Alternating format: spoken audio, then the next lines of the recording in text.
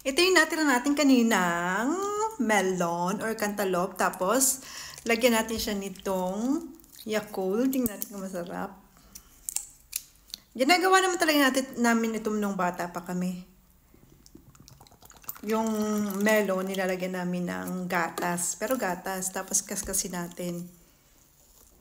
Dapat kinaskas ko muna bago ko nilagyan ng Yakult. Pero okay na din. Ayan. Ang bango Tapos sobrang hinog na itong ating melon. Nilalagyan namin to dati ng ng ice, ng yelo.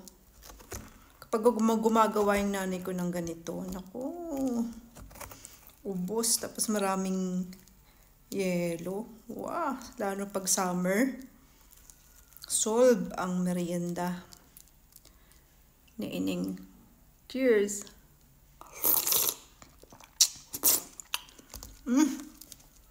Sarap! My goodness! Sarap! 15 out of 10. Sobra! Malamig naman yung Yakult. Kaya masarap din siya, refreshing. Lalo na pag mainit ang panahon.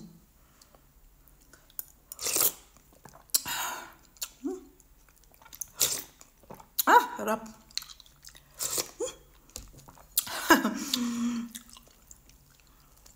Tapos, ang sarap pa ng melon. Meron kasing melon na hindi masarap na masyado. Pero itong melon na nabili ko, sarap. Ang bango pa. Sarap.